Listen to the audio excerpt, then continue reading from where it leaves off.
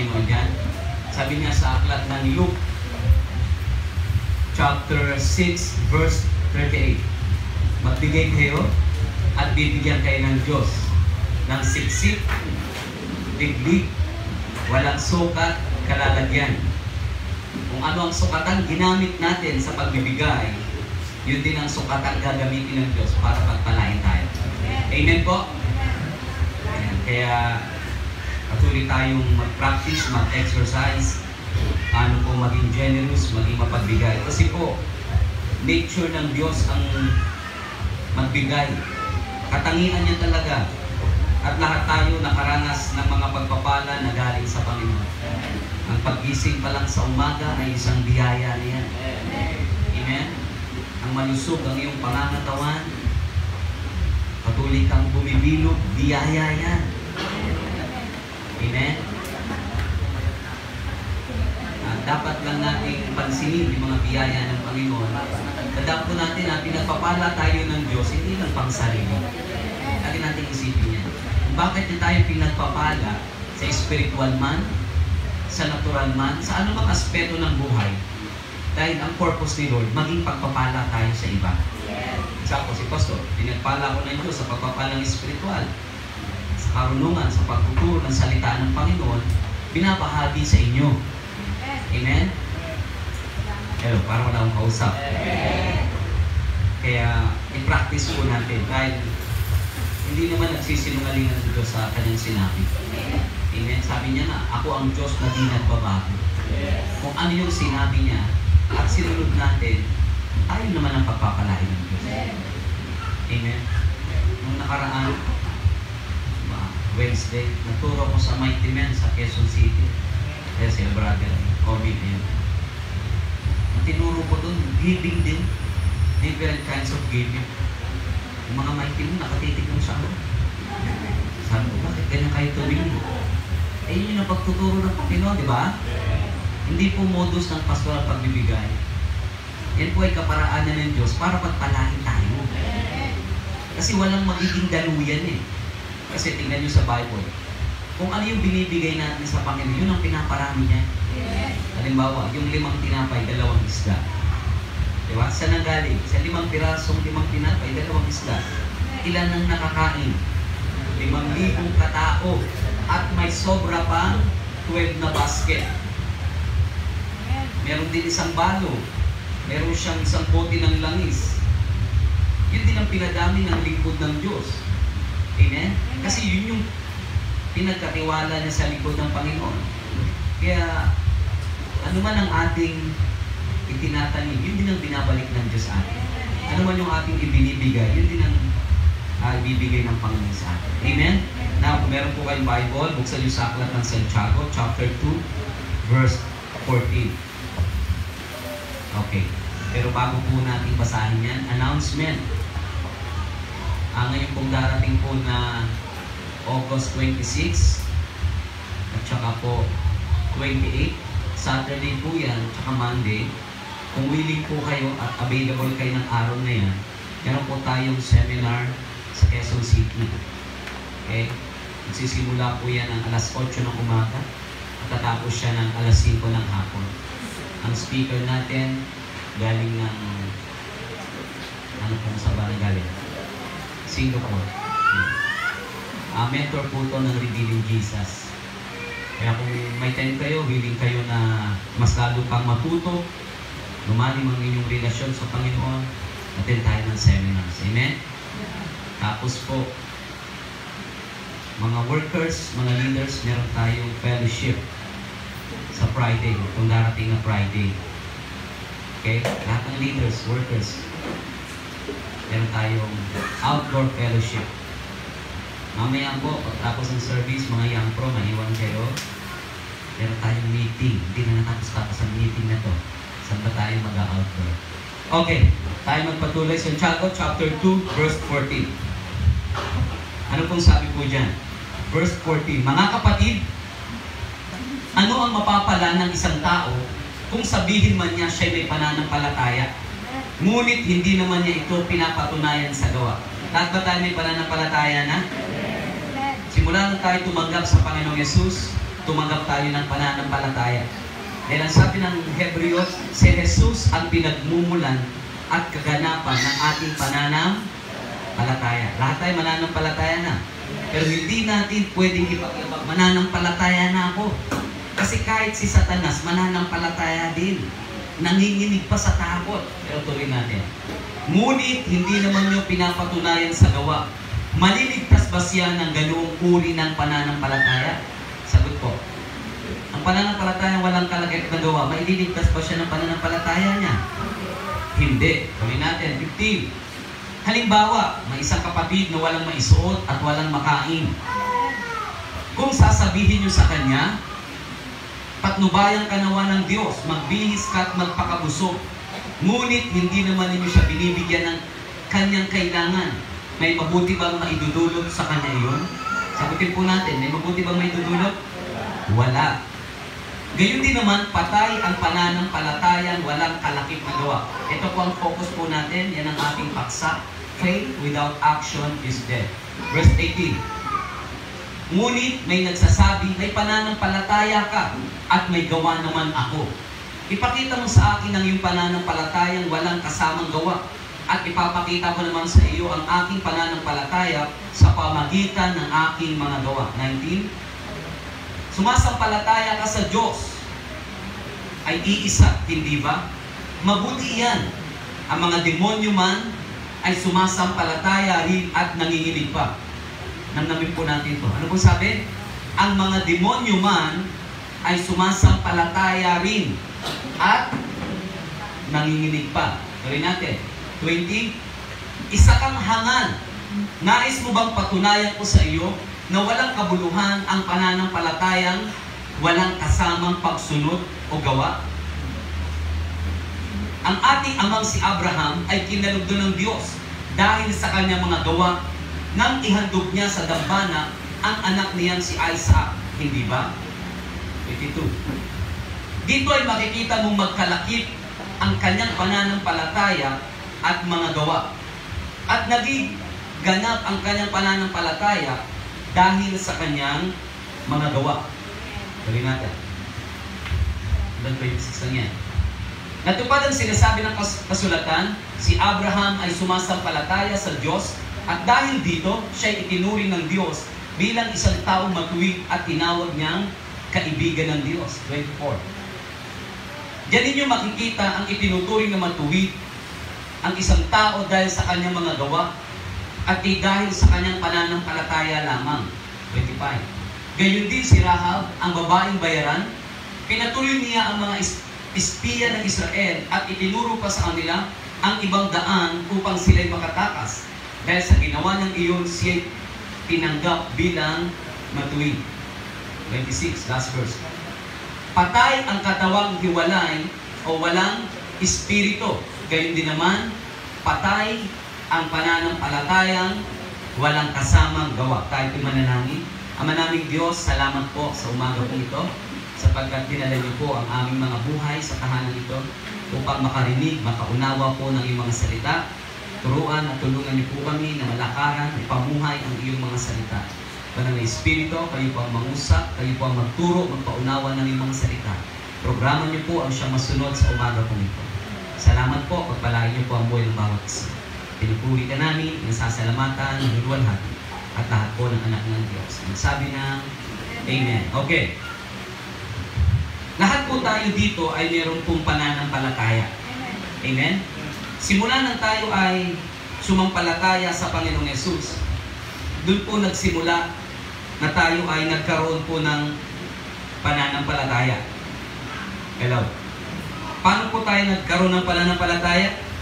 Simula nang tinanggap natin ang Panginoong Yesus. Meron sa ating dumating na nangangaral ng salita ng Diyos at yung pinapangaral nilang salita ng Diyos, si Jesus, pinakinggan natin, tinanggap natin, pinaniwalaan natin, at doon po tayo ay nahasikan ng pananampalataya. At yung pananampalatayang tinanggap natin, kanino po galing? Kanino po galing? Kapag kay pastor, maling pananampalataya yun. Kapag sa nanay natin, maling pananampalataya yun. ang pinagmumulan ng pananampalataya natin ay sino po? Si Jesus. Basahin po natin.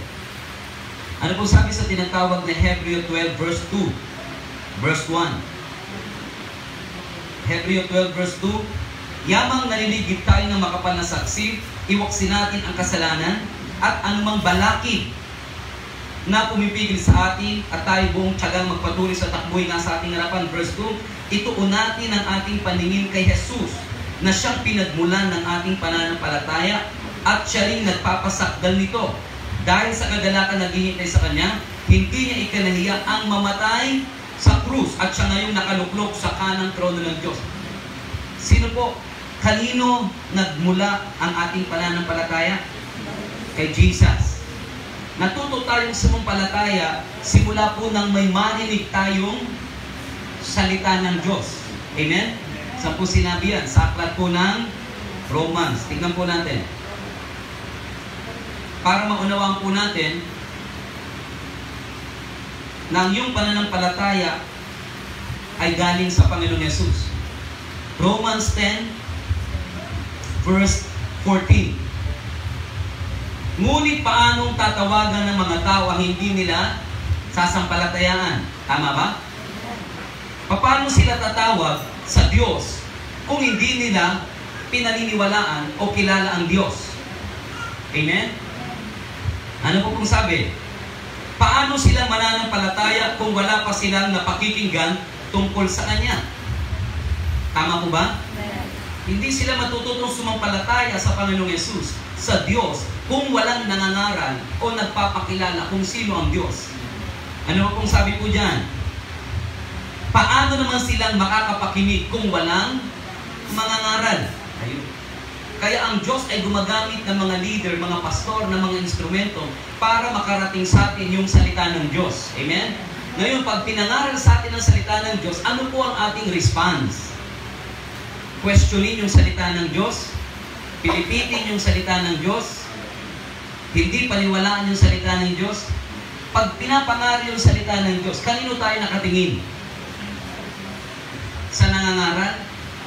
Hindi ko gusto yung nangangaral. Pilipilipit ang dila. Kaya tayo nakatingin pagka may nangangaral sa atin. Hello, maganda pong tanong yun.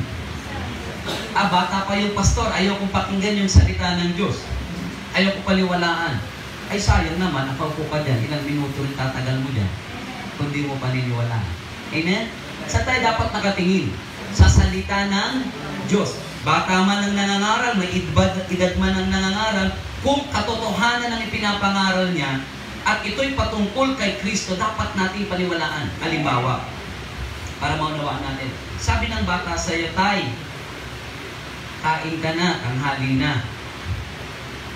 Dahil bata yung nagsabi sa'yo na kumain ka na, tanghali na, mali ba yung sinasabi ng bata? Hindi mo dapat paniwalaan yung sinasabi niya? Pag hindi mo pinakinggan, hindi mo pinaniwalaan yung sinabi ng bata, sino ang magugutom? Sagot po, ikaw. Kaya hindi dahil bata yung nangangaral at may edad tayo, hindi na natin dapat paniwalaan yung sinasabi nila. Hanggat ang salita ni Kristo o salita ng Diyos ang ipinapangaral, ang response po natin, panampalatayaan. Paniwalaan at sundin yung salita ng Panginoon. Amen? Tandaan niyo po, ang mga pastor ay mga spokesperson lamang. Instrumento lang kami ng Diyos para padaluyin sa inyo at makarating sa inyo yung salita ng Diyos. Ano ang purpose nun? Upang mas lalo nating makilala ang Diyos at lumago yung ating pananam. Kasi hindi naman lalago yung relasyon mo sa Diyos. Hindi mo naman siya makikilala kung walang gagamitin ng Diyos na instrumento. Gagamit talaga siya. Amen? Ano pong sabi po dyan? Verse 15, at paano makakapangaral ang sinuman kung hindi siya sinusugo? Ayon sa nasusulat, o kay inam na makitang dumarating ang mga nagdadala ng mabuting balita. 16, ngunit hindi lahat ay naniniwala sa mabuting balita. Yun ang nakakalungkot. May nagdadala ng salita ng Diyos, may nangangaral, pero hindi lahat tinatanggap. Kaya yung buhay nila hindi nababago. Yung buhay nila hindi napagpapala. Hello? Yung buhay nila hindi napapalapit sa Diyos. Bakit? pinakikinggan lang yung salita ng Diyos. Tandaan natin, ang salita ng Diyos, pinapadala sa atin, hindi lang para magkaroon tayo ng knowledge about sa Bible. Alam ko na ang Bible. Hindi enough na marami tayong alam. Dahil sa Bible, mga Pharisee, mga Sadducee, napakatatalino nila about sa Bible. Pero napahamak sila. Amen? Ang gusto ng Panginoon, yung puso marunong sumunod sa salita ng Panginoon. Yung puso marunong sumampalataya sa salita ng Panginoon. Amen? Tayo ba'y maniniwala sa salita ng Diyos? Yung katabi mo, maniniwala ba yan sa salita ng Diyos? Pag pinaniwala niya yung salita ng Diyos, doon magsisimula na mababago yung buhay niya. Doon magsisimula, mapapalapit siya sa Diyos, at doon magsisimula na lalalim yung kanyang pananampalataya. Kaya hindi natin pwedeng questionin yung salita ng Diyos. Tandaan natin mabuti mga kapatid. Wala pa tayo sa mundong ito, ang salita ng Diyos nandito na. Kaya ang kailangan mag-adjust tayo para masunod natin yung salita ng Diyos. Amen? Ano pong sabi po dyan? Verse 15 o 16. Ngunit hindi lahat ay naniniwala sa mabuting balita. Ganito ang sinasabi ni Isaiah sa Panginoon. Sino ang maniniwala sa sinabi namin? Sino ang maniniwala sa mga pinapangaral? Sabi mo sa sarili mo, ako. Siguro naman, di ka naman babalik dito, di ka naniniwala sa salita ng Diyos. Amen?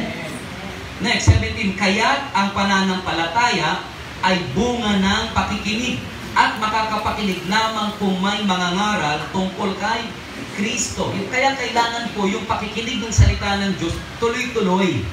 Hindi po once in a month. Hello? Hindi po kapag birthday lang natin na tayo ay magsisimba at makikinig ng salita ng Diyos. Nandiyan po ba kayo? Hindi lang din po pagka nasa mood tayo magsisimba. Amen? Kasi ang sabi niya, faith comes by hearing and hearing by the word. It means kailangan kung tuloy-tuloy tayong nakikinig at umuunawa ng salita ng Panginoon. Alala niyo ba nung hindi pa tayo mga born again? Tuwing kailan lang tayo nagsisimba. Kapag may bagong damit na ipagyayabang o bagong sapatos na. Amen? Kaya simbang tabi. Hindi naman talaga simba yun. Nasa tabi ka lang. Hindi ka talaga interesado sa sinasabi ni Father o sino man yung nangangaral. Kasi kung talagang nagsisimba ka, number one, uupo ka ng maayos, makikinig ka sa salita ng Diyos. Hindi ka lang uupo, makikinig, magtitake note ka pa. Di ba? Wala nagtitake note, kaya walang umihingi. Kung hindi naman, magre-record ka. Para pagka buong linggo, meron kang babalik-balikan, pakikinggan. Kasi yun ang pagsisimba. Ang importante sa gawain ni Lord, yung pagsamba at yung salita ng Diyos. Hindi, pastor, ang importante sa gawain ng Panginoon. Tandaan natin, ang importante sa gawain ng Diyos, yung pagsamba at yung salita ng Diyos. Siyempre, walang pagsamba, walang ipapangaral kung walang makikinig. Amen? Kaya kailangan tayo sa gawain ng Panginoon. Ano sabi po? Kaya ang sabi sa 16, ngunit, kaya't ang pananampalataya ay bunga ng pakikinig at makakapakinig lamang sila kung may mangangaral tungkol kay Kristo. Sino pong ipapangaral para matuto tayo sa palataya? Si Kristo. Kaya kapag si Kristo ang ipinapangaral, tayo po ay unti-unting nahahasikan ng pananampalataya. Intindihan po ba natin? Kaya kapag hindi si Kristo ang ipinapangaral, hindi po matataniman tayo ng pananampalataya. Nakakaintindihan po ba tayo? Sino po ang ipinapangaral? Si Kristo. Sino po ang pinapangaral sa gawain ito? Si Kristo. Bakit? Sabi ng Hebreo 12 verse 2, si Kristo ang pinagmumula ng ating pananampalataya at siya rin ang katuparan o kaganapan ng lahat. Ano pa pong sabi ng John chapter 1?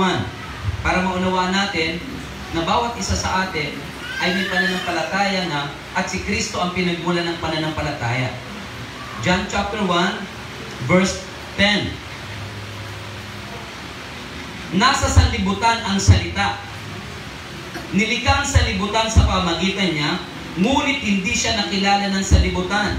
Naparito siya sa kanyang bayan, ngunit hindi siya tinanggap ng kanyang mga kababayan. Nakita niyo po? Sabi ni John, si Jesus ay pumunta sa mismong bayan niya. Pero sa kanyang pangangaral, hindi siya pinaniwalaan. Ang sabi pa nga ng mga Hudyo sa kanya, si Jesus ay sinasaliban ng demonyo. Amen? Kasi ibang Misaya ang kanilang hinihintay. Hello? Ang hinihintay nilang Misaya, yung tinatawag na may kaharian, na kaya silang iligtas, kaya silang ipagtanggol sa bawat mga bansa na gustong sumakop sa kanila. Verse 12, ano pong sabi? Ngunit ang lahat ng tumanggap at nanalig sa Kanya ay pinagkalooban niya ng karapatan maging anak ng Diyos. 13, sila nga'y naging 13. Sila nga'y naging anak ng Diyos, hindi dahil sa isinilang sila ayon sa kalikasan, ni sa pita ng laman o sa kagawa ng tao. Ang pagiging anak nila ay buhat sa Diyos. Ano sabi sa 12? Ngunit ang lahat ng tumanggap at nanalig. Paano tayo tumanggap at sumampalataya sa Panginoong Yesus? Simula nang ipinangaral sa atin sino? Si Jesus. Pinangaral na ba sa atin si Jesus? Yes. Ano ang pinangaral sa atin? Na mahal tayo ng Diyos, ibinigay niya yung bugtong niyang anak sa krus, namatay at napako sa krus upang tubusin tayo sa kasalanan natin. Sapagkat ang sabi ng salita ng Diyos, ang bunga ng kasalanan ay kamatayan. Ngunit ang kaloob ng Diyos ay buhay na walang hanggan sa pamamagitan ni Kristo. Amen po ba? Amen. Tayo po bang lahat ay mananampalataya na? Amen. Balik tayo sa Roma ulit po. Ano po sabi sa Roma? Sensya na po kayo, medyo marami tayong verse na pupuklatin ngayon.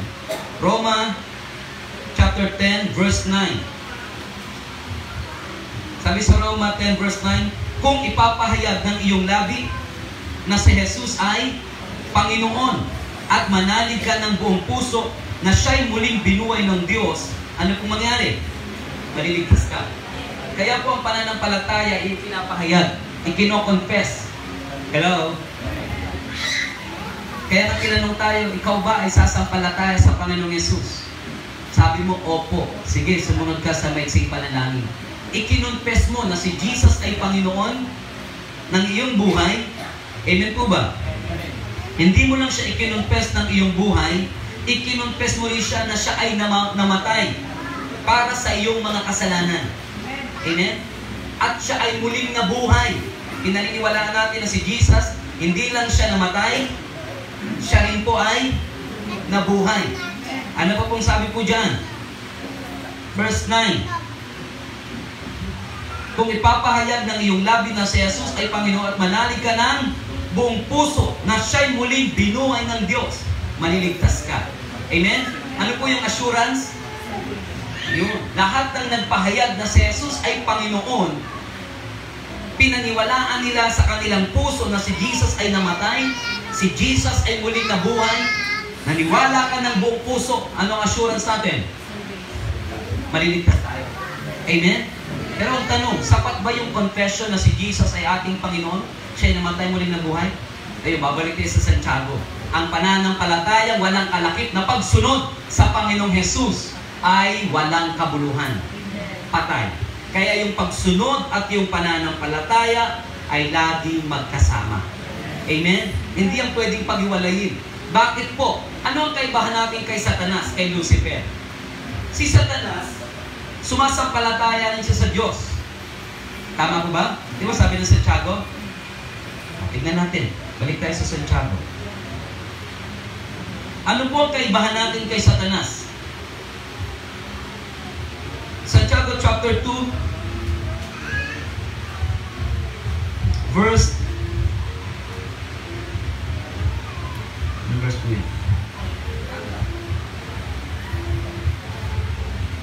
Okay. Verse 19. Ano sabi sa verse 19? Sumasampalataya ka sa iisang Diyos, hindi ba? Mabuti iyan.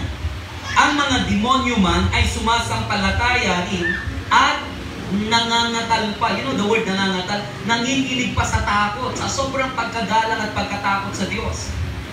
Amen? Ano po pagkakaiba natin o kaibahan natin sa mga demonyo? Si Satan o ang mga demonyo, bagamat sila sumasampalataya sa Diyos, hindi sila sumusunod at nagpapasakop sa Diyos. Naintindihan ko ba natin? Anong ginagawa ng mga demonyo? Hindi sila nakikinig at sumusunod sa Diyos. Ano ang nature ng demonyo? Meron silang spirit of pride and rebellion. Dalawang bagay. Pride and rebellion. Naintindihan po ba natin? Gusto nilang laging magmataas at higitan ng Panginoon. At ayaw nilang magpasakop sa Diyos. Kaya nung ginawa ng Diyos kay Lucifer at sa kanyang kampon, binagsak siya sa lupa. Amen? Bakit? Hindi pwede magkaroon po sa kaharian ng langit na division. Na merong mga anghel na sumusunod sa Diyos, tapos may mga anghel naman na hindi sumusunod sa Diyos. Kaya anong ginawa ng Diyos? Binagsak sa lupa. Nasaan ngayon ang mga demonyo? Nasa lupa. Kaya anong ginagawa ng demonyo sa tao? Kinukultura tayo na maging ma-pride na mga tao.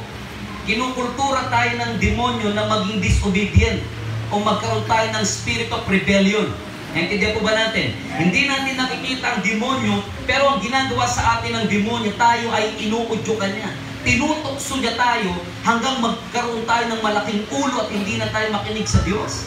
Hindi na tayo makinig sa mga tao na pinagkatiwala sa atin ng Panginoon. Amen? Dalawang bagay makikita natin sa mga demonyo. Meron silang pride, meron silang tinatawag na spirit of rebellion or disobedient spirit. Amen? Hello? Naintindihan po ba natin? Yun ang kaibahan natin. Tayo na mga tao, sumasampalataya tayo sa Diyos, tayo ay nagpapasakop at sumusunod. Ano naman yung katabi mo? Nagpapasakop ka ba? Sumusunod ka ba?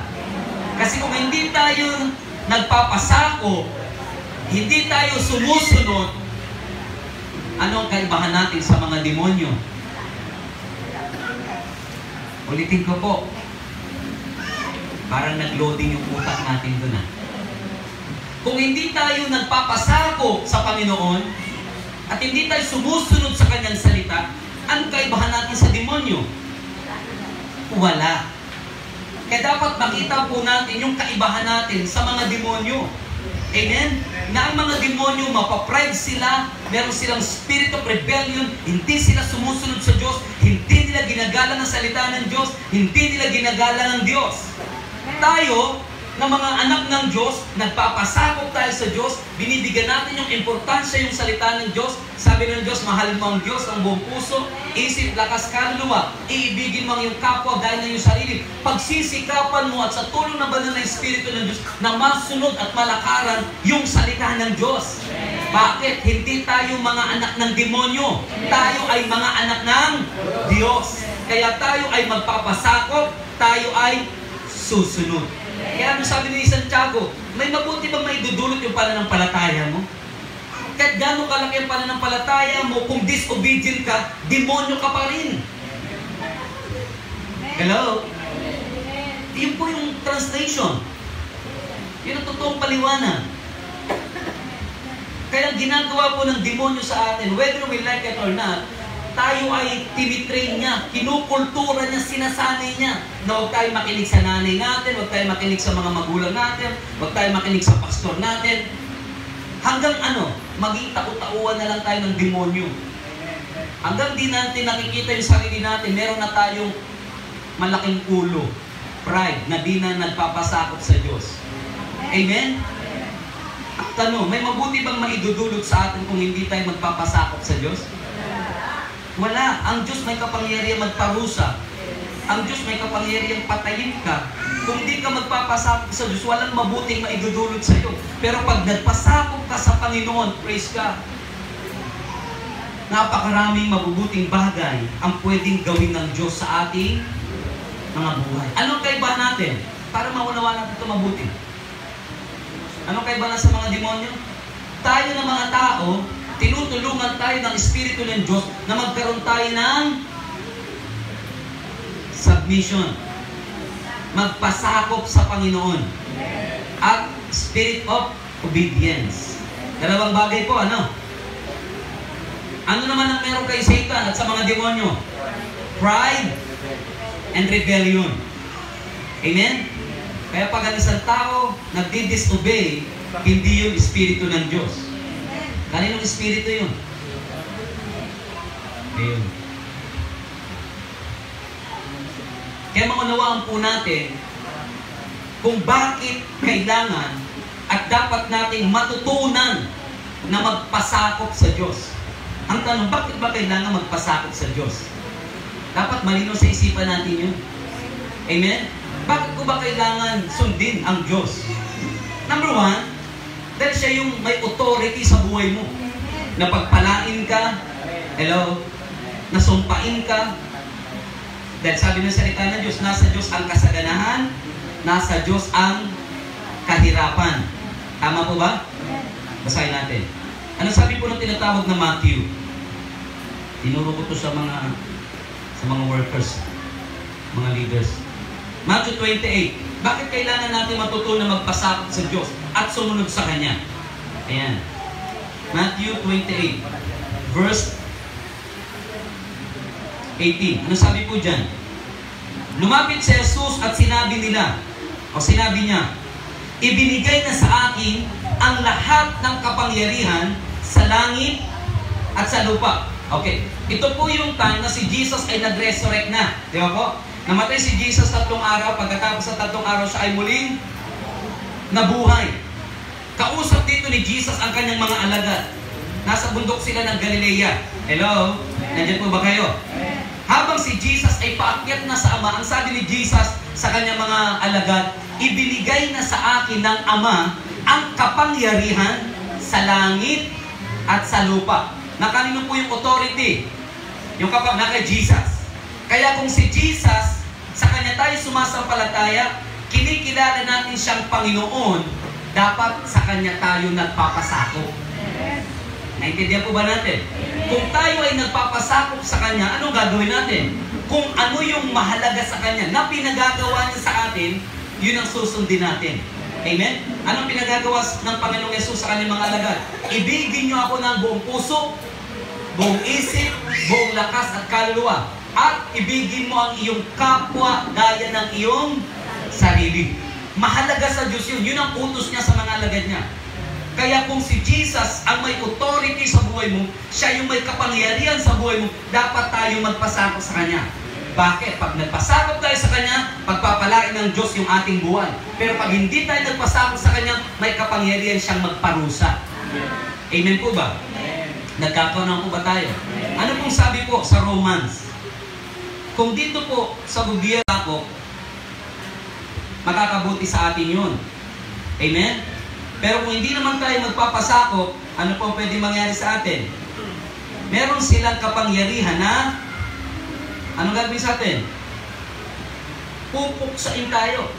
Okay. Romans 13 verse 1. Tingnan po natin. Para maintindihan natin po yung importance po ng pagpapasakop sa Diyos. Amen? Parang ano po, parang isang pamilya. Ikaw tatay, ikaw nanay. Yung anak mo hindi nakikinig, hindi na nagpapasakop. Ayaw mo man silang paluin, ayaw mo man magsalita ng di maganda sa kanila, dahil mahal mo sila, didisiplinahin mo sila. Tama po ba? Ito tolerate o didisiplinahin? Didisiplinahin. Kasi pagka tinolerate mo yun, ikaw pa ang nagtulak para lumaki ang ulo niya. Para mas lalo siyang maging masuwain. Ano po sabi ng Romans 13 verse 1? Ang bawat tao'y pasakop sa mga pinuno sa pamahalaan. Sa kanina sa Matthew, kanina tayo magpapasakop? Sa Panginoon Yesus. Bakit? Nasa Kanya ang kapangyarihan sa langit at lupa. Amen? Naniniwala tayo na kontrolado niya sa Kanyang mga kamay anumang nangyayari sa lupa. Amen? Bakit? Siya'y may kapangyarihan. Naintindihan po ba natin? Nakikinig po ba? Verse 1, ang bawat tao ay pasakop sa mga pinuno ng pamahalaan sapagkat walang pamahalaang hindi mula sa... Malinaw po ba? Ano ba po sabi? At ang Diyos ang nagtatag ng mga pamahalaang umiiral. Para kanino yan? Sino bang makakabenepisyo sa mga nilagay ng Diyos sa pamahalaan? Verse 2. Ano sabi sa verse 2? Kaya nga, ang lumalaban sa pamahalaan ay lumalaban sa itinakda ng Diyos. At sila'y parurusahan. Nakita niyo po pag di nagpapasakop ang tao sa pamunuan? Parusahan. Hello? O, kung paborito mo si Tanggol nakakulong na. Bakit? Lumabag sa pamahalaan. Amen? Oh, never mind. Kung di nyo lang si Tanggol. Si Cardo Dalisay, alam nyo? Oh. Dahil may paglabag, may parusa. Ganon din sa Panginoon. Pag may paglabag tayong ginagawa sa kanyang kalooban, sa kanyang mga batas, may parusa. Ang tawag dyan ay consequence. Amen?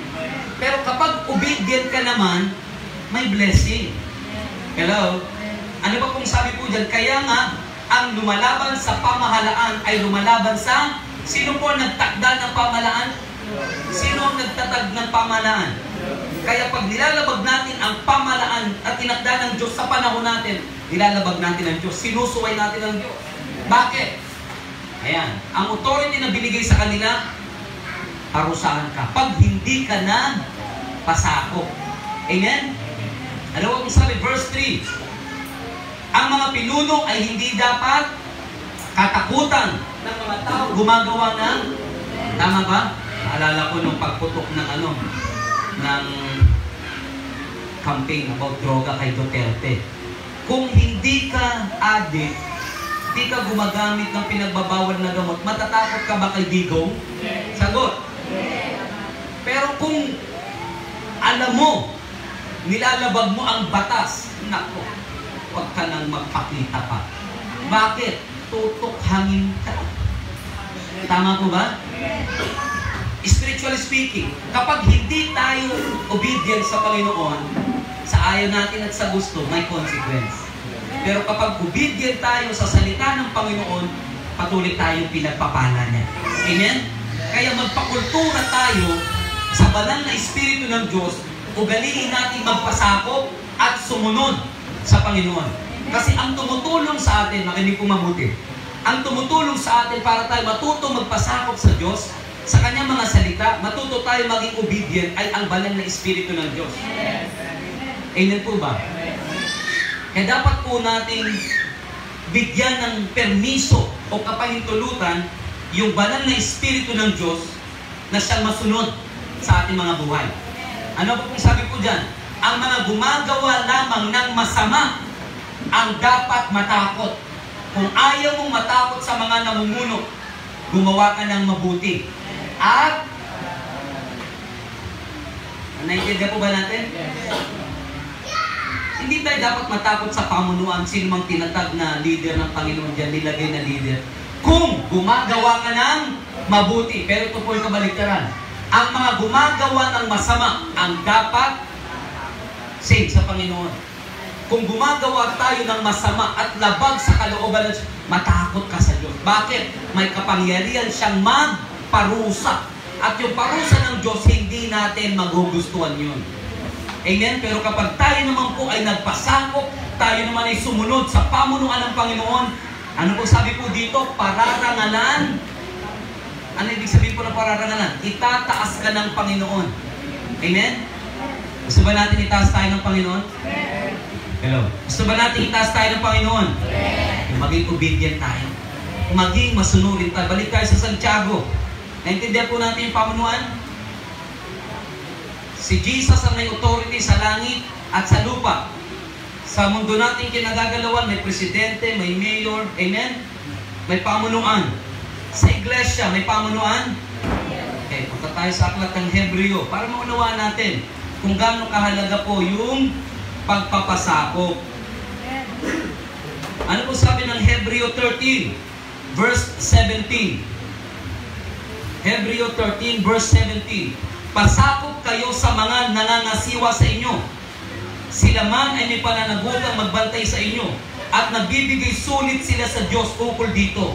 Kung sila'y susundin ninyo, magagalak sila sa pagtupad ng kanilang tungkulin. Kung hindi, sila'y malulungkot o mahahapis at hindi ito makakabuti sa inyo. Ano sabi po sa 17? Pasakop kayo at sumunod sa mga namamahala sa inyo. Sa simbahan, may mga itinalaga ang Diyos na mamuno. Tama po ba? Merong tinatawag na mga pastor, may mga leader, may mga worker, may mga member. Amen? Sino nagtalaga sa pastor? Ang Panginoon. Amen? Si Lord ang nagtalaga sa mga pastor at sa mga leader, sa mga worker ng iglesia. Ano sabi po dyan sa may 17? Kapag kayo nagpasako at sumunod sa kanila, ano po ang mangyari? Makakabuti sa inyo. Sino ang mapapabuti? Ang mga miyembro ng iglesia. Bakit mapapabuti? Mas lalong pag-iigi ng mga namumuno yung kanilang tungkulin ginampanan para mas lalo po kayong mapagsilbihan, mapaglingkuran. Amen po? Hello, nakikinig po ba? Ano ginagawa paglilingkod, pagsisilbi na ginagawa ng leader? Tinuturuan tayo ng salita ng Panginoon. Amen? Para mas lalo natin makilala ang Panginoon, hindi lang nila tayo tinuturuan, dinidisiplina pa tayo. Kaya pag kayo po ay dinidisiplina minsan ng pastor, huwag po kayong magalit. Huwag po magtampo. Pero pwede rin magtampo sa araw, 2 araw, okay ulit. Amen? Hello? Andiyan po ba kayo? Okay lang yun. Natural, kasi natural, masakit kaya pagsabihan, di ba? Pero tandaan niyo po, yung mga taong dinidisiplina tayo, pinagsasabihan tayo, yun yung mga taong totoong padala ng Diyos. Mahal ka nun. Ang sabi po, pag tayo nakinig at nagpasako sa kanila, makakabuti sa kanila yun. Makakabuti sa inyo yun. At makakabuti rin sa leader yun. Bakit? Kapag ang pastor ay pinakikinggan, sinusunod, mas lalo niyang pag-iigin, pagbubutiin yung kanyang paglilingkod. Bakit? Nakikita niya yung kanyang pagpapagal sa mga nasasakupan niya, hindi nawawala ng saysay, hindi nawawala ng kabuluhan. Amen? Pero kapag hindi naman nakinig at nagpasako, yung nasasakupan niya, ano sabi po? Hindi makakabuti sa inyo. Ano pwedeng gawin ng pastor? Kaya marami pong mga pastor umaayaw. Bakit? Imbis na tulungan ang pastor, pinagtutulong-tulungan. Sabi mo sa katabi mo, tulungan natin si pastor. Parang ayaw niya akong tulungan Tandaan niyo po, pag tinutulungan niyo ang pastor, tinutulungan natin ang gawain ng Panginoon. Amen? Hindi lang natin tulungan ang pastor. Sabi mo sa katabi, mahalin din natin ang pastor. Hello? Mahal niyo ba ang pastor ninyo? Bakit di kayo nag-amen? Hindi, magmahalan po tayo. Magmahalan tayo. Ano po sabi diyan? Kapag hindi kayo nakinig at nagpasakop, basahin natin. Kung sila'y susundin ninyo, ano pang benefit? Magagalak sila. Yun yung una. Hello? Matutuwa ang leader, magagalak. Pag nagalak ang pastor, ano sabi na sa the joy of the Lord is our strength, mas lalo siyang magpupunyagi, magpupursige na maglingkod at patuloy na ituro ang salita ng Panginoon. Patuloy siyang maglilingkod ng buong sikap sa kanyang mga nasasakupan. Hindi lang po yun. Magagalak sila sa kanilang pagtupad sa kanilang tungkulin. Ito naman yung nakakalungkot. Kung hindi, pag di tayo nakinig, di tayo sumunod, mamimighati at hindi ito makakabuti. Bakit sinabi hindi makakabuti? Yung pastor pwedeng ma-discourage, pwedeng umayaw, pwedeng hindi magpatuloy. Sino ang talo? Hindi lang ang pastor ang talo. Dalawang apektado. Pati miyembro apektado, pastor apektado. Now, para mapanatili natin matibay, malago ang gawain ng Panginoon, ano dapat natin gawin? Magpakultura tayo sa banal na Espiritu ng Diyos na maging submissive and obedient. Amen? Hello? Kaya dapat mga kapatid, unawain din po natin yung sinasabi ng Diyos, bakit kailangang magpasako? Bakit kailangang sumunod? Dapat mayroong tinatawag na clarity sa pinakang patutunguhan ng lahat ng pagsunod natin. Kasi lahat ng ginagawa natin para sa Panginoon, may maganda tong patutunguhan. Ulitin ko po, lahat ng pagsunod na ginagawa mo, mayroong tong magandang patutunguhan. At walang ibang makakabenepisyo ng pagsunod natin at pagpapasakop natin, kundi ikaw. Naintindihan po ba natin? May pamunuan na kay Jesus ang kapangyarihan sa langit at sa lupa. Malinaw? Siya yung authority. May pamunuan sa lupa, presidente, mayor, kapitan. Amen? Sa iglesia, mayroong pamunuan, pastor, leaders, worker, family. Tatay, nanay, mga anak. Nakita niyo po yung progression? mula sa Panginoon hanggang sa pinakang pamilya natin, tinuturuan na magpasakop at sumunod. Ano sabi ng Efeso 6? Mga anak, sundin ninyo ang inyong mga magulang alang-alang sa Panginoon, sapagkat ito ang nararapat. May kalakip na pangako, ikaw ay giginhawa at magtatagumpay. Mga magulang, huwag ninyong ibuyok sa mahigpit. Kasi may mga tatay din nanay na nasusobra ng higpit. Diba? Di naman masama na pagbawalan ng bata. Di masama. Pero dapat alam nila yung limitation. Anak, hanggang dito lang. Amen? Kaya dapat ang nanay, ang tatay, open sa communication sa anak. Example, may mga nanay, may mga tatay, ayaw nilang pag-usapan sa loob ng bahay yung may nagkakagusto sa anak nila. O nagkakagusto yung anak nila. Hindi pinag-uusapan yun, di ba?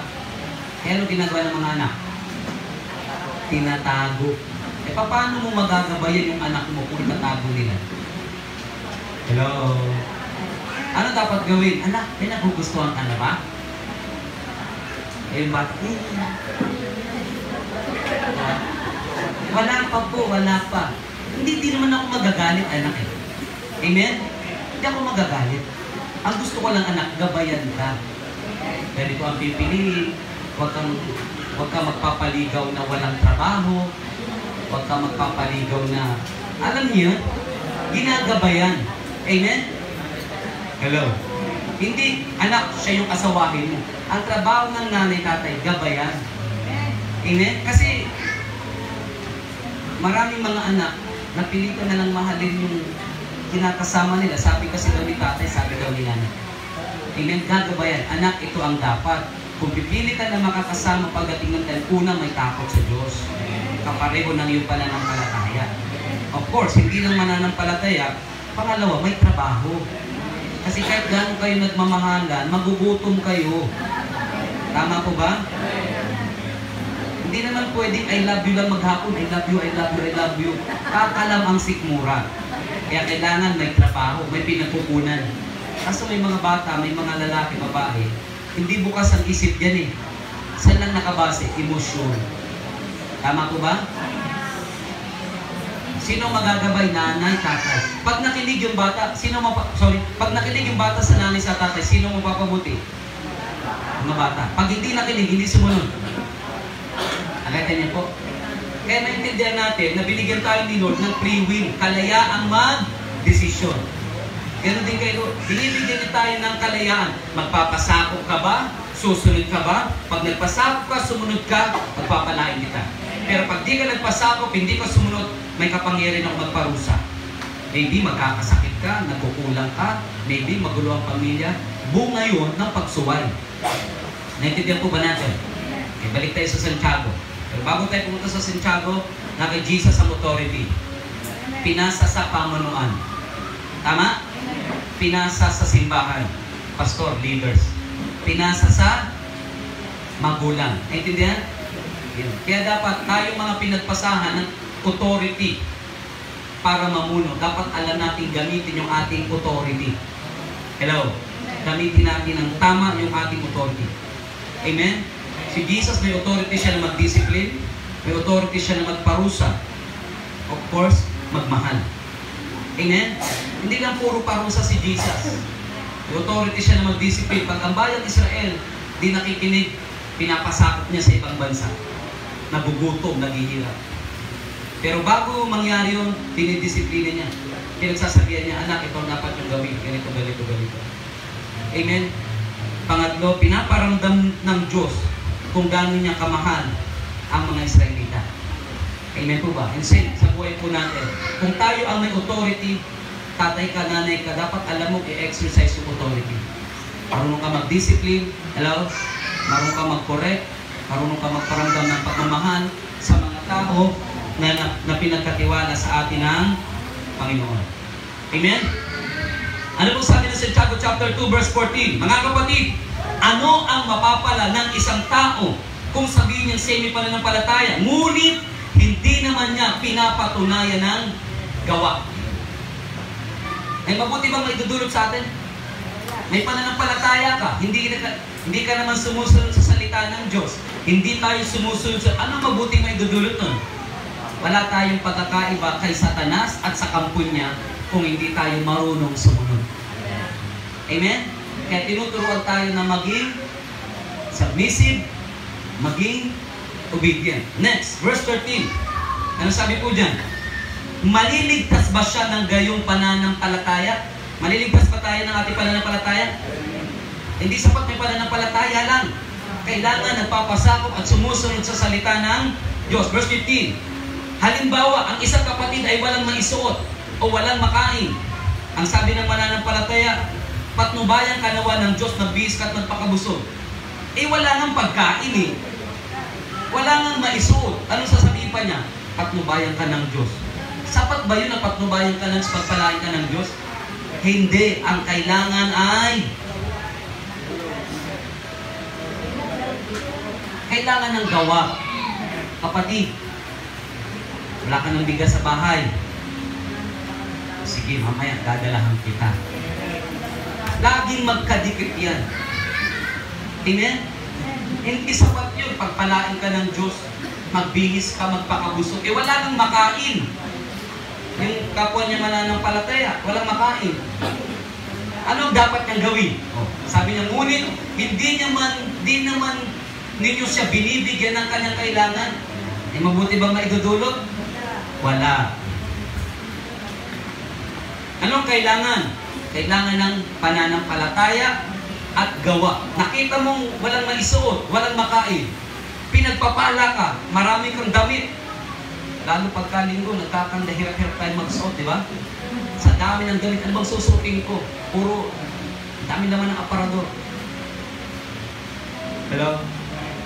Ang dami tao walang damit. Ang dami tao walang makain. Ano sabi niya? Ipakita sa gawa. Amen? Ano pong sabi po dyan? Tuloy natin. 17. Gayon din naman, patay. Ito yung title po natin. Patay ang pananampalatayang walang kalakip na gawa. Patay ang pananampalatayang walang kalakip na gawa. Sino binigay niya ng halimbawa? Si Abraham. Amen? Pero bago natin pag-usapan si Abraham, ano ba ang mga benepisyo ng ating pagsunod sa Panginoon? Tignan natin sa aklat po ng Deuteronomy. Ito po mga Israelita. Deuteronomy chapter 8. Kasi pinag-usapan natin yung pagsunod o yung gawa. Hello? Nandyan po ba kayo? Malapit na po ako matapos. Ano sabi po dyan? Sa Deuteronomy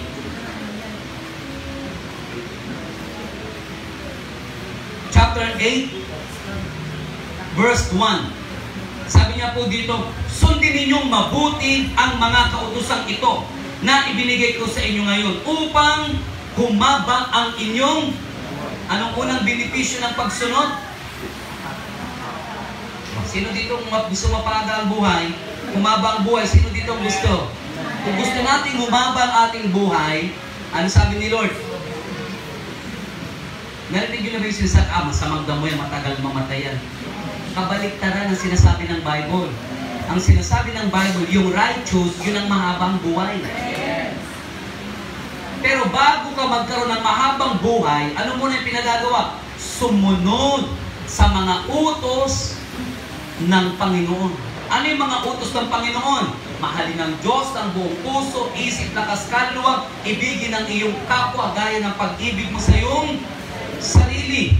Sunod, verse 1. Dumami ang inyong lahi at kayo'y makarating sa lupaing ipinangako ni Yahweh sa inyong mga ninuno. Anong gustong gawin ng Diyos sa bayan ng Israel? Hindi lang kayo humaba ang buhay, kundi mag-multiply anumang ari-ari ang tinatangkilik ninyo. It means sumagana kayo. Yun po yung mga bunga ng pagsunod. Amen? Ano po sabi sa verse 2? Alalahanin ninyo kung paano na kayo pinatubayan sa loob ng 40 taon upang matuto kayong magpakumbaba. Mula nang inalis ng Diyos ang bayang Israel mula sa Ehipto, 40 years sila ay paikot-ikot sa loob ng ilan sa disyerto.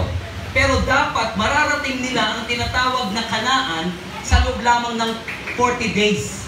Pero because of disobedience, because of rebellion, tumagal ng 400 years bago nila ma-experience yung mga pinangako ng Diyos sa kanilang buhay. Nakita niyo po yung delay na dapat 40 days and 40 nights nandun na sila sa Kanaan. Pero na-delay yung blessing, na-delay yung mga pangako ni Lord sa kanilang mga buhay because of pride and disobedience. Kaya unawain natin mabuti, kapag may mga delay sa buhay natin, dapat natin i-check and balance yung ating pagpapasakop sa Diyos at pagsunod. Kasi hindi pangako ni Lord na ma-delay ang mga pangako niya. Hello, example. Nakita na ba kayo ng babaeng manganganak? Kapag kabuwanan na, mapipigilan mo ba yan? Anak, wag muna. Lalabas at lalabas yan. Are you listening? Pag pumalo yan ng 10 months ba? Hindi tao yun. Pag pumalo yan ng 9 months, lalabas at kahit anong pigil ng babae. Amen? Lalabas yan. Anong lesson? Kapag tayo ay mabuting nagpapasakop at sumusunod sa Panginoon, talagang yung mga pangako ni Lord, darating at darating, mangyayari at mangyayari sa buhay natin. Pero kapag hindi tayo nagpapasakop at sumusunod kay Lord, nagkakaroon ng delay. Imbis na 40 days and 40 nights, nasa promised land na, masagana ang buhay nila, may mga lupain na sila, may mga ginto, may mga pilang na sila, tumagal ng 400 years. Imagine, 400 years. Yung first generation nagkandamatin na sa disyerto because of pride and disobedience. Kaya kung ayaw nating maranasan yung delay sa mga pangako ni Lord, magpakultura tayo sa banal na Espiritu ng Diyos maging submissive and obedient. Amen? Ano yung sabi niya? Bibigyan kayo ng mahabang buhay. Hindi lang yun. Imumultiply ko anumang ari-ari ang meron kayo. Bakit gagawin ng Diyos yun? Dahil ang Diyos ay may kapangyarihan para pagpalaan tayo. Ganon din ang pangako niya sa Balang Israel. Verse 2, ano sabi niya dyan? Pinatubayan ko kayo sa loob ng matagal na panahon. Anong purpose?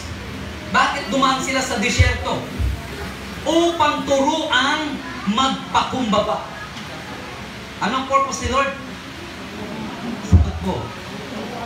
Sabi niya, sinamahan ko kayo sa nakakatakot na lugar na ilang para matuto kayong magpakumbaba. Bakit po sila tinuturuan ng Panginoon magpakumbaba? Kasi po sila ay kinultura ng mga Ehipsyo na maging mayabang. Hello? Ang tinatawag na Egypt that time, pinakang mayamang bansa. Kaso lang, itong mga Israelita, nasa Egypt nga sila, alipin naman. Pero meron silang mentality na maging ma-pride at maging disobedient. Kaya ano sabi ni Lord? Dumaan kayo sa disyerto. Ang purpose ko doon, para matuto kayong magpakumbaba sa akin at matuto kayong sumunod. Ano sabi niya? Verse 2, sinubok na kayo kung susundin niyo siya. Verse 3, tinuruan nga kayong magpakumbaba, ginutom na kayo bago bigyan ng mana, isang pagkain hindi niyo kilala, ni ang inyong mga ninuno. Ginawa niya ito upang ipakilala sa inyo na ang mga tao hindi lamang nabubuhay sa pagkain, kundi sa salita ng Diyos. Nawain natin mabuti. Mula nang inalis sila ng Diyos mula sa Egypt, ang unang blessing na pinaranas ng Diyos sa buhay nila, hindi material blessing. Are you listening? Pinagpala una sila sa spiritual. Ang gustong mangyari ng Diyos sa mga Israelita, makilala nyo ako na Diyos. Hello? Kaya kapag kilala mo ang Diyos, mas blessed ka sa mga pinagpapala sa material. Kasi yung seguridad mo, hindi lang pang lupa, pang walang hanggan. Di ba tayo nabubuhay tayo, gusto natin ng security? Ikaw, mula nung nakilala mo ang Panginoon, secured ka na dito sa lupa at secured ka pa sa pangalawang buhay. Kaya nga sabi ng Isaiah, ang nasa kamay ko ay hindi maaagaw, mananakaw ng kaaway. Kaya ang unang blessing na pinaranas ng Diyos sa bayang Israel o sa mga Israelita, magkaroon kayo sa akin ng pusong marunong magpakumbaba, pusong marunong sumunod, at pusong marunong magkaroon ng takot. Amen? Una yun, spiritual blessing. Kasi unawain natin mabuti. Kapag blessed tayo sa spiritual, susunod ang material. May mga tao blessed sa material, gutom spiritual. Hindi sila totoong blessed. Bakit? Meron po lagi ang emptiness. Kasi ang nakakapagpuno sa hungerness ng tao, sa puso ng tao, hindi material na bagay, kundi spiritual. Kaya na maraming tao ngayon, ang dami namang pera, hindi pa rin masaya. Ang gaganda ng sasakyan, bahay, hindi pa rin masaya. Bakit? Kasi yung kulang sa puso nila, hindi napupunuan. At ang makakapuno nun, spiritual blessing. Walang iba kundi ang Panginoon. Naintindihan po ba natin? Ang makakapuno sa kanilang puso ay ang salita ng Diyos. Kaya tingnan niyo po, mula nung naging Kristiyano tayo, nagkaroon tayo ng contentment. Nakontento tayo sa buhay. Amen? Makakain tayo 3 beses isang araw. Masaya-masaya ng buwan. Amen? Pero hindi ko po sinasabi okay na yun. Amen? It means, mula nang dumating sa atin ang Panginoon, natuto tayong makontento. O hindi pa? Natuto tayo. Amen? Tuloy natin. Verse 4. Ano sabi sa verse 4? Ginawa niya ito upang ipakilala sa inyo na ang tao hindi lamang, ano daw po? Hindi lamang nabubuhay sa pagkain, kundi sa salita rin ng Diyos. Tandaan po natin yan, ha? Hindi sapat na mabuhay ka sa mundo ito, puro pagkain literal ang kailangan mo. Pag diyan ka nabubuhay, pang dito lang ang buhay mo. Pang mundo lang. Ano sabi ng Bible? Kundi sa bawat salita ng Diyos na namumutawi sa kanyang bibig. Kaya kapag dumating sa atin yung salita ng Diyos, tayo ay nakakatanggap ng buhay. Hindi literal na buhay yun, spiritual na buhay. Are you listening? Nagkakaroon tayo ng refreshment mula sa ating espiritu at nagkakaroon po tayo ng excitement sa mga pinangako at inihanda ng Diyos sa buhay natin. Kaya dapat magkaroon tayo ng yung clarification, malinaw dapat sa atin yung inihanda ng Diyos sa buhay natin. Amen po ba? Ano sabi ng Diyos sa Matthew chapter 4 verse 4? Hindi lamang sa tinapay, sa gulay, sa manok. Kasi kung dyan ka lang nabubuhay, pag dito lang ang buhay mo. Amen? Kaya kailangan mo laging kumain ng pagkain galing sa bibig ng Diyos, which is ang salita ng Diyos, upang ang espiritu mo ay mapanatiling buhay. Bakit? Sabi ni Pablo, hindi kayo tagalupa, kayo ay tagalangit. Laging iniisip ng Diyos, hindi ka tagalupa, tagalangit ka, mamamatay ka. Papanaw ka sa mundong ito. Kayo mga bagay sa mundong ito, huwag nating sobrang pakamahalin. Iiwan natin yan. Ang pinakang mahalin at yakapin natin, yung magdadala sa atin sa pangalawang buhay, which is ang salita ng Diyos. Kaya sinabi ni Yahweh, hindi lang sa tinapay na buhay ng tao, kundi kaya pag dumating sa yung salita ng Diyos, ikaw ay nakakatanggap ng panibagong lakas. Nagkakaroon ka ng pag-asa. Nagkakaroon ka ng panibagong sigla. Nakakatanggap ka ng kapayapaan. Amen? Kung ikaw ay may sakit, tumatanggap ka ng kagalingan. Ikaw ay depressed, nakakatanggap ka ng kapayapaan. Kasi may buhay sa bawat salita ng Diyos. Mas lalo na kapag ito'y ating sinusunod, ito'y ating tinatanggap ng may pananampalataya.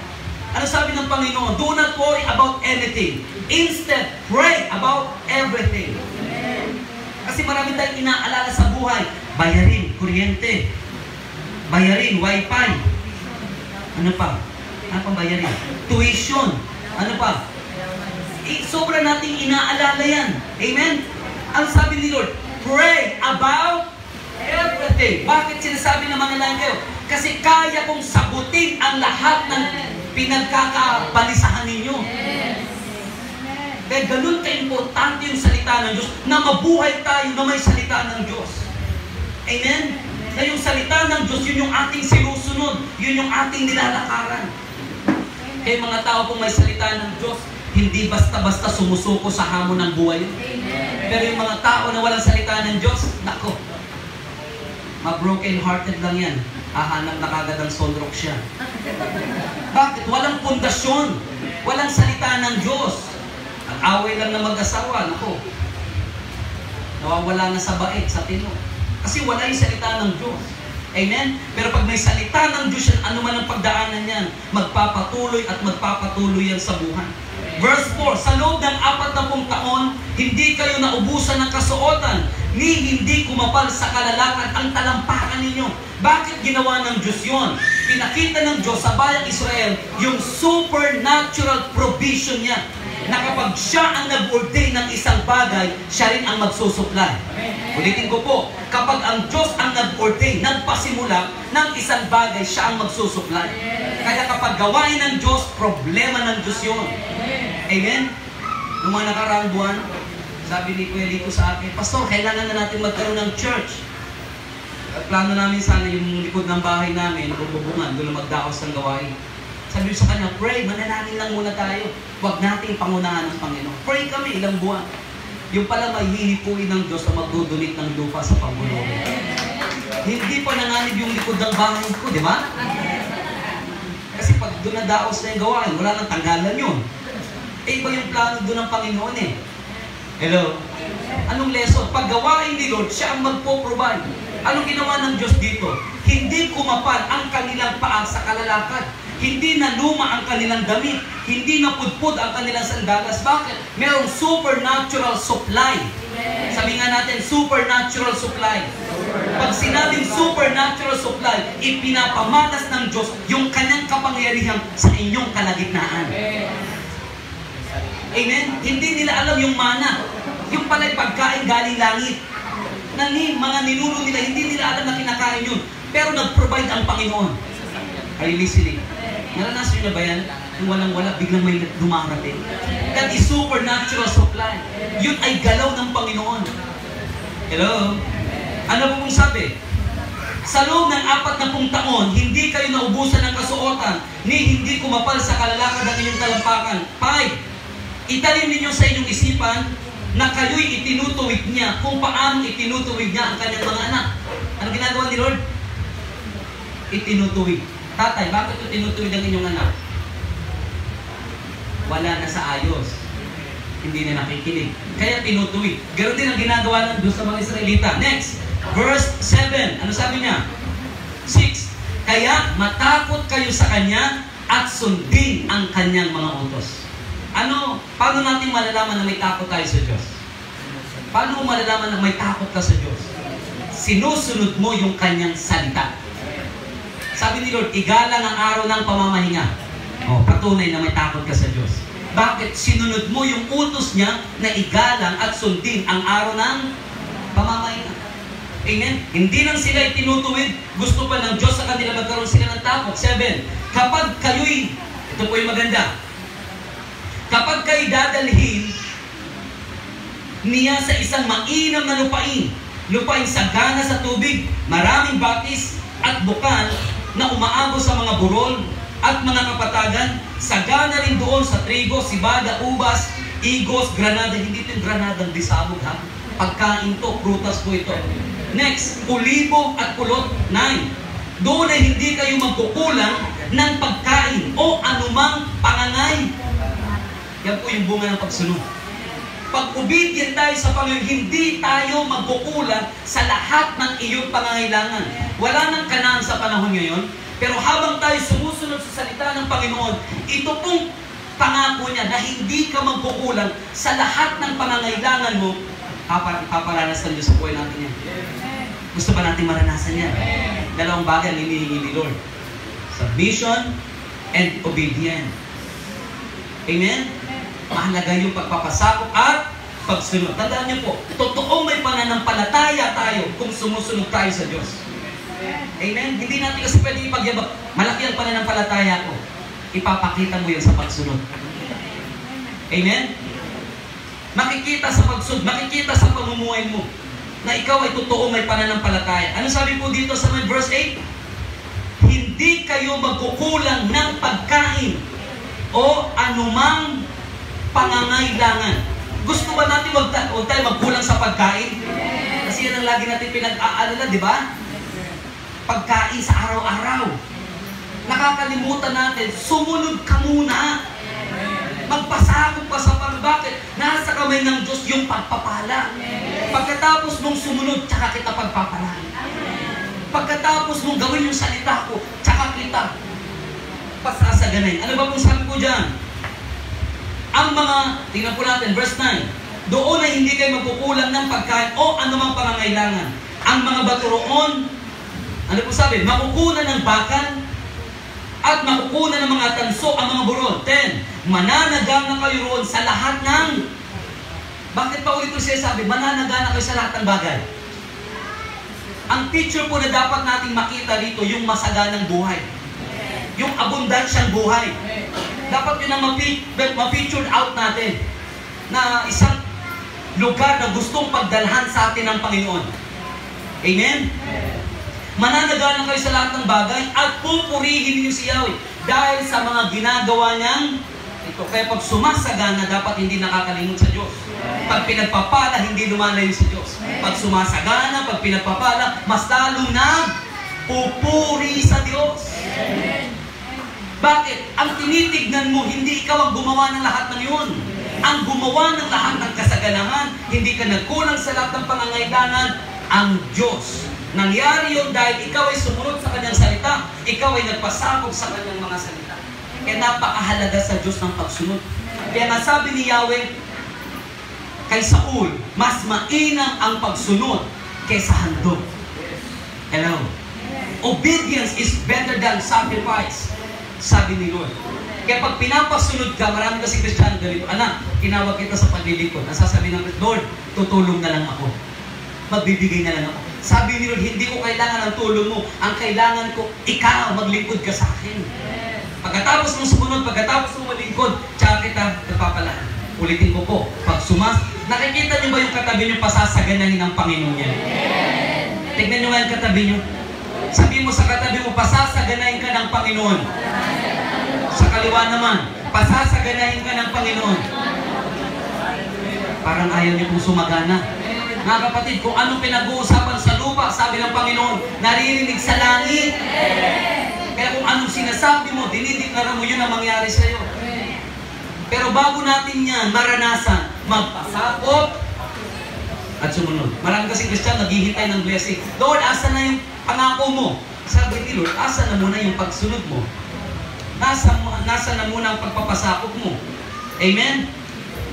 Next, 11. Ano sabi sa verse 11? Tapusin lang natin ito, and then manalangin na tayo. Huwag ninyong kalilimutan si Yahweh. Bakit? Pag masagana, minsan bakit? Busy mag-shopping, busy mag-add to cart, busy mag-grab food. Bakit? Masagana. Kaya sabi ni Lord, huwag ninyong... Kasi alam niyo po, pag sumasagana ng tao, minsan lumalaki ang ulo. Pag lumalaki ang ulo natin, putokin natin, ito yung kahibangan niya. Ang may dahilan, bakit sumagana, naging matagumpay ka, dahil merong Diyos na nagpapala sa iyong buhay. Sabi niya, huwag ninyong kalilimutan si Yahweh. Ano ulit ang sabi niya? Sundin mo o ninyo ang kanyang utos. Kung kayo'y namumuhay na ng sagana, nakatira na sa magagarang tahanan, at marami ng mga alagang hayop, marami ng natipong pilak at ginto, huwag na huwag kayong magmamataas. Hallelujah! Napakaganda pong verse po nito. Ang sabi po, kapag namumuhay na kayo sagana, nakikita niyo bang pasasagay na yung Diyos ang buhay ninyo? So, imposible. Sumunod ka, walang imposible. Ano ba pong sabi? Hindi lang nakatira sa masagana sa lahat ng bagay, nakatira na sa magagarang tahanan. Alam niyo ba yung salitang magagarang tahanan? Alam niyo naman siguro yun, pagpasok mo ng bahay. Wow! Mapapawaw ka. Hindi bahay ng iba yun. Sabi mo sa katabi mo, bahay mo yun. Parang ayaw nyo Di, ayaw na, ako na lang. Bahay ko na lang yun. Hindi lang po magarang tahanan. Ano ba ang sabi? Marami na kayong alagang hayop. Kapag may hayop ka, alagaan mong mabuti. Mga kapatid, even po ang mga hayop, nasa protection ng Panginoon yan. Hello? Hindi aksidente, bakit minsan ang lulusog ng mga hayop natin, yung mga hayop natin iba, patay agad.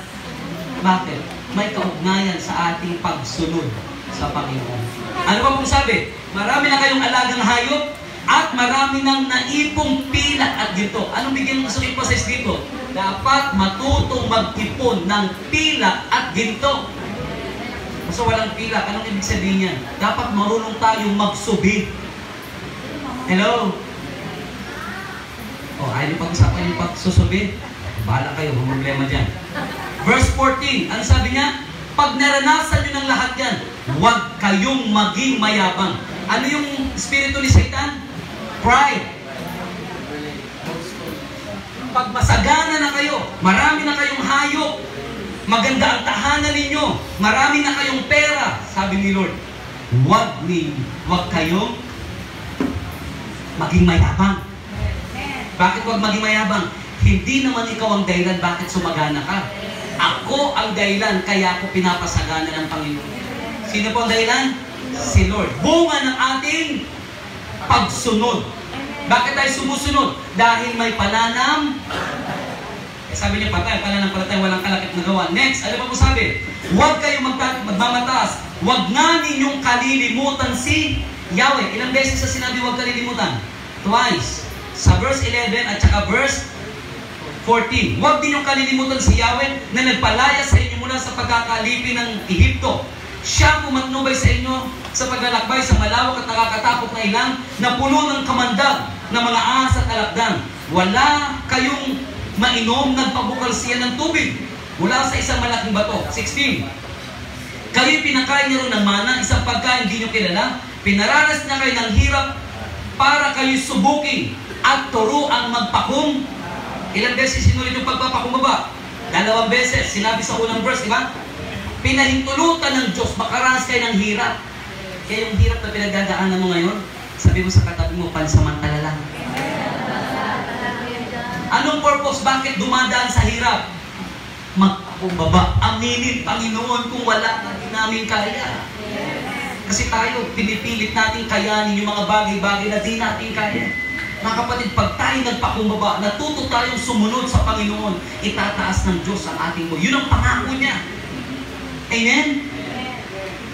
Kaya magpakumbaba tayo. Ano po pong sabi? Pinaranas kayo ng hirap para kayo magpakumbaba. Ang lahat ng ito'y sino makakabinibisyo? Ang lahat ng ito'y ikabubuti nyo. Sino nasa isipan ng Diyos? Ang mga Israelita. Sino nasa isipan niya? Tayo. Yung kahirapan ninyo, ikabubuti nyo yan. Hello? Kaya pag mayroon tayong kahirapan, kakulangan, huwag natin sisihin ng Panginoon. Maybe may tinuturo ang Diyos para magpakumbaba tayo. Amen? At pag sumasagana naman tayo, huwag tayong makalimot. Hello? Diyan po ba kayo? Ano ba kung sabi niya?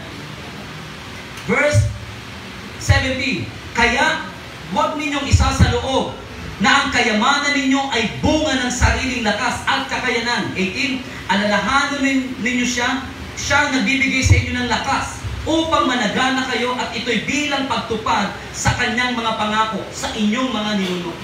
Ang sabi po ni Moises sa mga Israelita, kapag kayo yumaman na, pag kayo masagana na, huwag niyong iisipin at isasaloob. Lahat yan ay dahil sa lakas ng Diyos. Tandaan niyo po yan, mga kapatid. Huwag nating iisipin, magaling kasi tayo. Ako ang dahilan, kaya kami sumasagana. Ang sabi ni Lord, huwag niyong isasaloob na ang kasaganahan at pagpapala na meron kayo ay dahil sa inyong sariling lakas. Ano sabi ni Yahweh? Kundi dahil sa aking tulong. Bakit ginagawa ni Yahweh yun?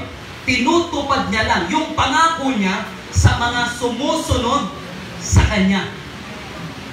Nakita niyo na po ba kung anong kakahantungan ng ating pagsunod? Hello? Nakikita niyo po ba yung kakahantungan ng ating pagpapasakop sa Panginoon? Kung gaano kasaganang buhay? Hallelujah! Kaya hindi lang kaligtasan ng pangako ni Lord. Pati dito sa lupa, pinangakuan niya tayo ng maaluwa at masaganang buhay. 19. Ito naman po yung nakakalungkot.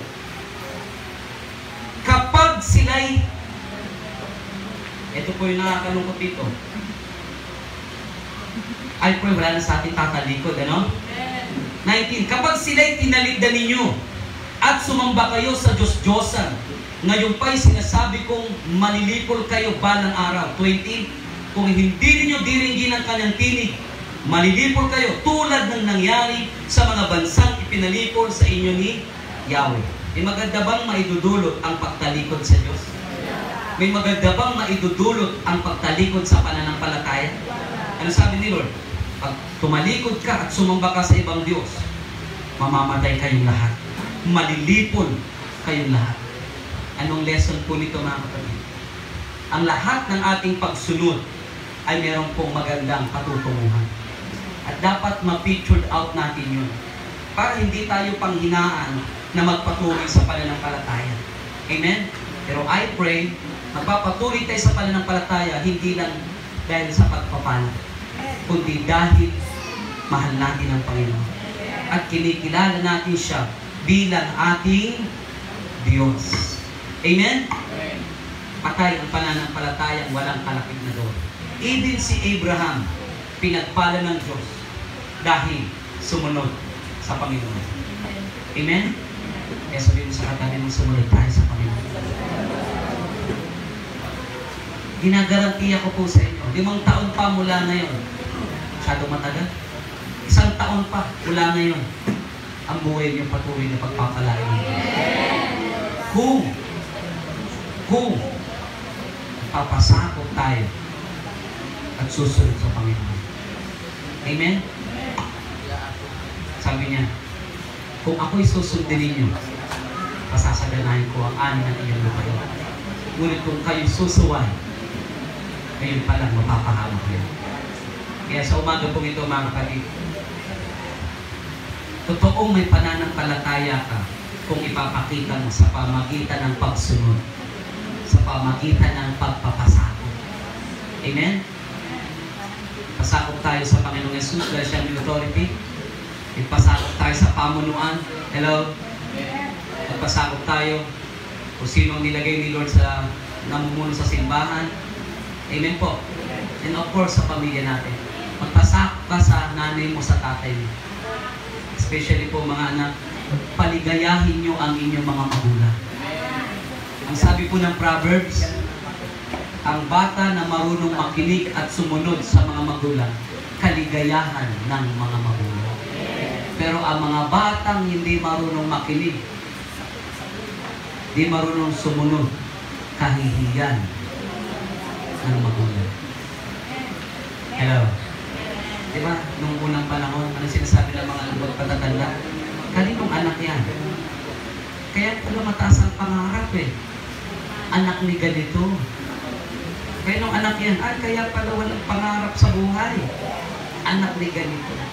Kaya sa umaga pong ito mga kapatid, I pray, lahat tayo magpasakop sa Panginoon. Sumunod sa Kanya. Bakit? Lahat ng ginagawa mo ngayon, di na sasayang. Sabi ni Lord, di ka lang sa tinapay na bubuhay, kundi sa bawat salita ng Diyos. Amen? Kasi pagkain ng kulang kanin, ilang oras lang, gutom ka na naman. Tama? Pero pag ang espiritu mo, yan ay lumalakas na nabubusog ng salita ng Panginoon, patuloy mong gagawin sumunod sa kalooban ng Diyos. Amen? Ano ang kaibahan natin kay Satanas at sa mga demonyo?